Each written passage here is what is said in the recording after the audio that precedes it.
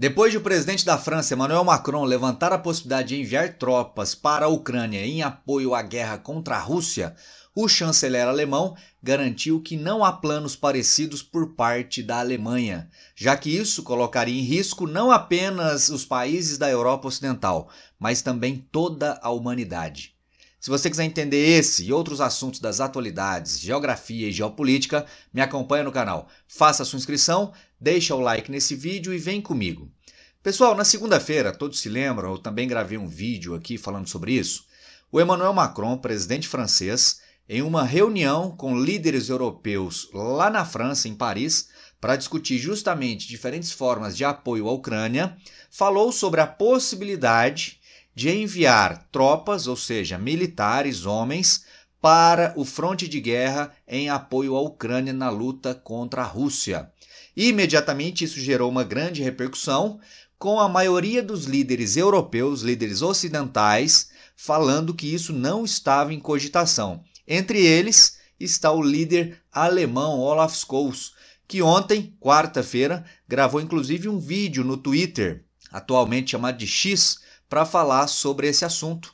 Dá uma olhada. Não queremos que o conflito na Ucrânia se transforme em guerra entre Rússia e OTAN. Abre aspas para o que disse literalmente aqui o chanceler alemão.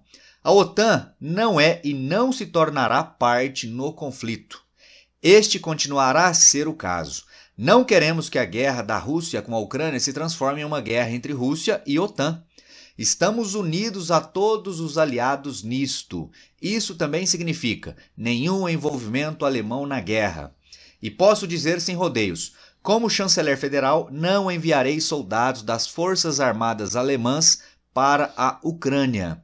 Ou seja, uma galera apareceu aí para desmentir o que disse Emmanuel Macron e afirmar com todas as letras que a OTAN não enviará homens, não enviará tropas para o fronte de guerra.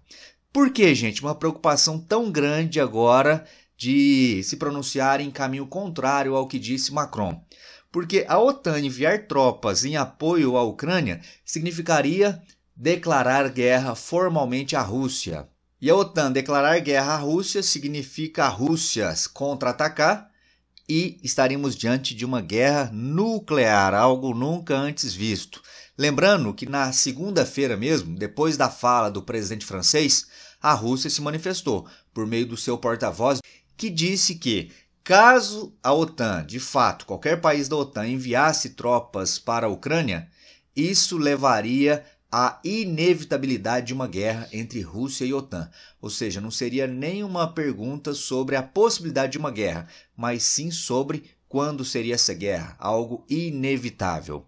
E aí você talvez se pergunte o seguinte, mas Gabriel, é possível que algum país da OTAN decida de maneira autônoma, ou seja, agindo sozinho, ele por conta própria, algum país da OTAN, enviar tropas para a Ucrânia? Isso é possível? Sim, perfeitamente possível. Qualquer país da OTAN pode, por exemplo, fazer um acordo diretamente com o governo ucraniano, fornecendo não apenas armas, não apenas dinheiro, munição, mas também fornecendo homens. O grande problema disso é que, caso qualquer país da OTAN haja de maneira independente, a Rússia, de qualquer forma, se sentirá no direito de contra-atacar esse país que enviou eventualmente tropas para a Ucrânia. E ao revidar esse envio de tropas, a Rússia vai atacar um membro da OTAN. E o que o Estatuto da OTAN diz? O Estatuto da OTAN diz que quando qualquer um dos seus membros sofre algum ataque externo, é obrigação de todos os demais membros saírem em defesa, saírem em socorro a esse país aliado, invadido ou atacado. Então é por isso que não é provável que haja acordos bilaterais desse tipo. Ou seja, qualquer iniciativa da OTAN para envio de tropas para a Ucrânia será feito, provavelmente, de maneira conjunta, se é que isso vai acontecer. Muitos apostam que não, a ponto até mesmo de criticarem fortemente Macron, acusando-o de irresponsável.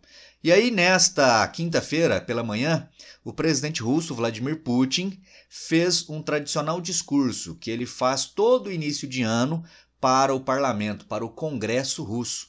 E esse assunto, logicamente, esteve na pauta do que ele abordou por lá. Putin diz que o Ocidente arrisca a guerra nuclear na Ucrânia. Líder afirma que Estados Unidos querem destruir Rússia com corrida armamentista, assim como fizeram com a União Soviética. Olha só um trecho do que ele disse aqui, ó. Nós nos lembramos do destino de todos que enviaram contingentes ao nosso país, afirmou em referência às invasões francesa e alemã no passado. Ou seja, que ele meio que tirou onda, né? Falou, ó, se vocês enviarem tropas ou fizerem qualquer tipo de incursão militar no nosso território, vocês vão perder, igual perderam há alguns anos, a França e a Alemanha. Quando ele fala da França, claramente uma referência à derrota de Napoleão Bonaparte, e quando ele fala da Alemanha, a derrota que os alemães sofreram na Segunda Guerra Mundial. E aí ele continua. Agora, as consequências para os potenciais interventores são muito mais trágicas. Eles precisam finalmente entender, e eu acabei de falar a eles, que nós também temos armas que podem destruir alvos nos territórios deles. E aqui, pessoal, ele está falando de que tipo de armas, hein? Logicamente, armas nucleares. Dá uma olhada nesse ranking aqui, ó. Se nós pegarmos aí todos os países no mundo que possuem armamento nuclear, que são apenas 9, Rússia e Estados Unidos têm mais de 90% das ogivas nucleares do planeta. A Rússia, inclusive, ocupando o primeiro lugar, com mais de 6.200 ogivas. Aqui, pessoal, esse ranking não indica a potência de cada uma dessas ogivas. Ou seja, do ponto de vista quantitativo numérico, a Rússia tem mais ogivas nucleares que os Estados Unidos da América. Então, nenhum país europeu em sã consciência vai querer se envolver diretamente numa guerra contra os russos. Olha aqui, por exemplo, a posição ocupada pela França, que é também uma potência nuclear.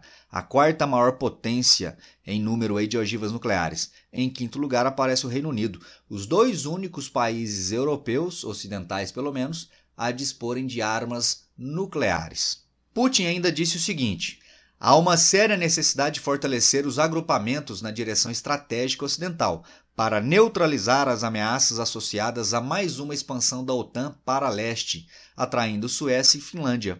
Aqui uma clara referência à adesão nesta semana, também falei disso no vídeo, inclusive o vídeo de ontem, uma clara referência à adesão da Suécia à OTAN. A Hungria era o último país que restava a aprovar a adesão da Suécia à OTAN, que agora se efetivou, se concretizou.